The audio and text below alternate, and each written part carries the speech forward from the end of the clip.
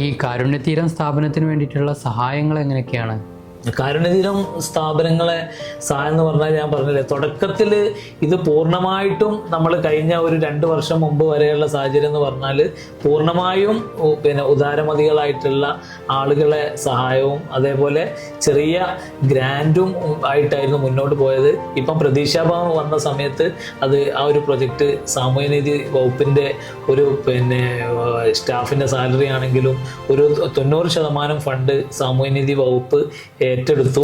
അപ്പോൾ നമുക്ക് special school ഡിവിഷനിൽ ഒരു സർക്കാരിൻ്റെ ഗ്രാൻഡ്, അതേപോലെ ഈ ഒരു പ്രതീക്ഷാഭവനിലെ സാമൂഹ്യനീതി വകുപ്പിൻ്റെ ഒരു ഗ്രാൻഡ് നമുക്ക് ലഭ്യമാവുന്നുണ്ട്. ഇപ്പോൾ അസീം പ്രേംജി ഫൗണ്ടേഷൻ്റെ വലിയൊരു ഫണ്ടിങ് ഓപ്ഷനെ കുറിച്ച് ഞങ്ങൾക്ക് ഒരു അവസരം വന്നു പെട്ടിട്ടുണ്ട്.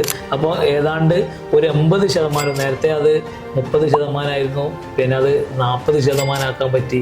ഇപ്പം ഏതാണ്ട് ഒരു 70% ഫണ്ട് ഈ തരത്തിൽ നമുക്ക് സർക്കാർ ഗ്രാൻറ്റുകളും ഈ പറഞ്ഞ അസീം പ്രേംജി ഫൗണ്ടേഷൻ ഫണ്ട് കാര്യങ്ങളിലേക്ക് നമുക്ക് എത്തിക്കാൻ പറ്റിയെന്നുള്ളത് ഇന്നത്തെ ഒരു അഭിമാനകരമായിട്ടുള്ളൊരു കാര്യമാണ്.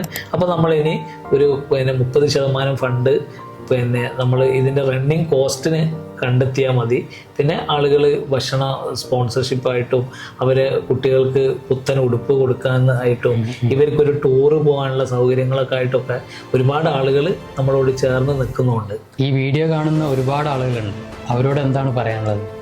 വീഡിയോ കാണുന്ന ആളുകളോട് പറയാനുള്ളത്, തീർച്ചയായിട്ടും കാരുണ്യതീരം ക്യാമ്പസ് സന്ദർശിക്കണം. നിങ്ങൾ സെലിബ്രേഷൻ, ചില ആൾക്കാർ ബർത്ത്ഡേ ആഘോഷിക്കാൻ വേണ്ടി അവിടെ വരാറുണ്ട്. നിങ്ങളെ സന്തോഷവും നിങ്ങളെ ദുഃഖമൊക്കെ ഉണ്ടാകുന്ന സമയത്ത് നിങ്ങൾക്കൊരു ആശ്വാസമായിട്ട് അവിടെ നിങ്ങൾക്ക് കടന്നു വരാം. ഈ കുട്ടികൾക്ക് കരുതലൊരുക്കാൻ നിങ്ങൾക്ക് സാധിക്കും, അവരെ ചേർത്ത് നിർത്താൻ വേണ്ടി നിങ്ങൾക്ക് പറ്റും. അങ്ങനെ ആ ക്യാമ്പസ് സന്ദർശിച്ചും ഈ വലിയ ഒരു പ്രവർത്തനത്തിൻ്റെ ഭാഗമായി നിന്നുകൊണ്ടും നിങ്ങൾ എന്ത് ചെയ്യണം, ഇതിൻ്റെ കൂടെ നിൽക്കണം എന്നാണ് പറയാനുള്ളത്.